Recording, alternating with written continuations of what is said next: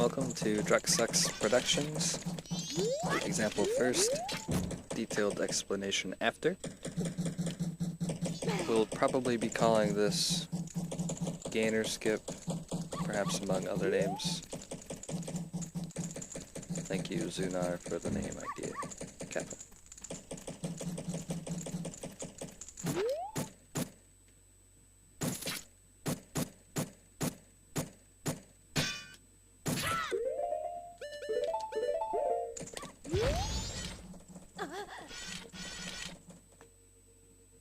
And done.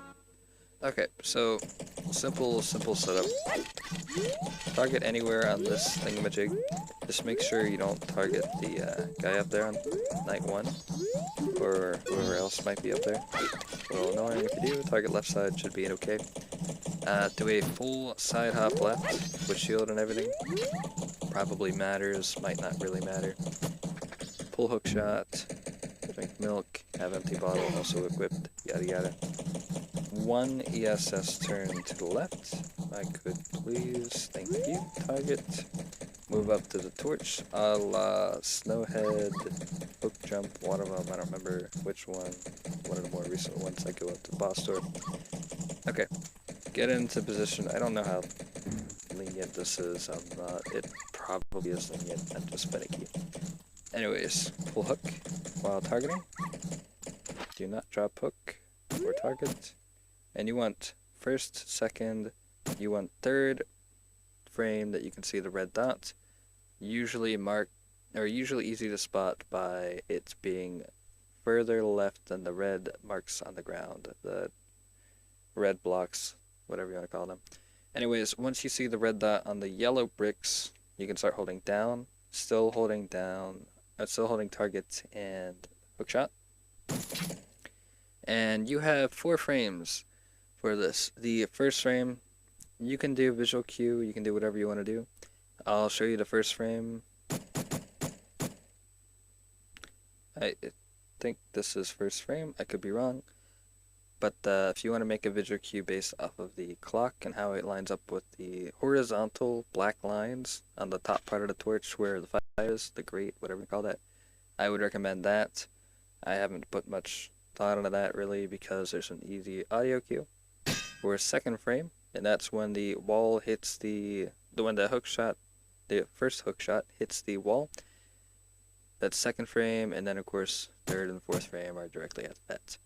Release hook on any of these 4 frames. The later you release hook, the higher you will go. So I guess technically you want to get first frame possible, or the sooner the better, because otherwise you're going to have to fall into the load zone before the load zone actually activates. Yada yada yada. Okay, so you want to make sure you hold target and down. You have to hold target. If you release target, Link's going to face down before he actually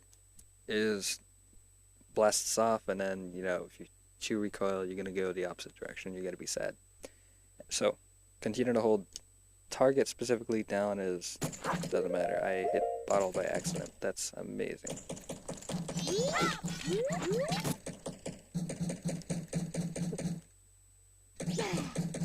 Just quick review since the rest of it is pretty simple.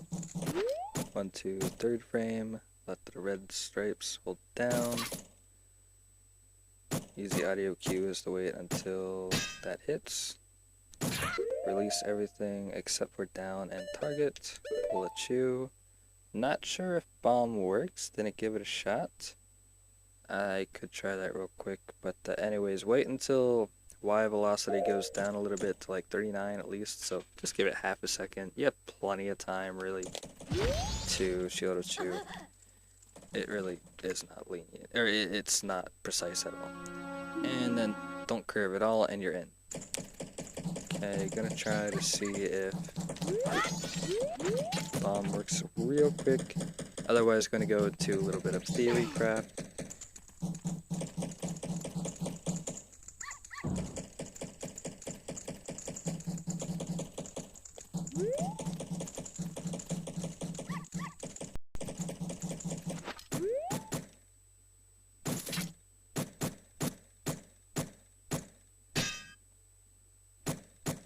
latest just to make sure.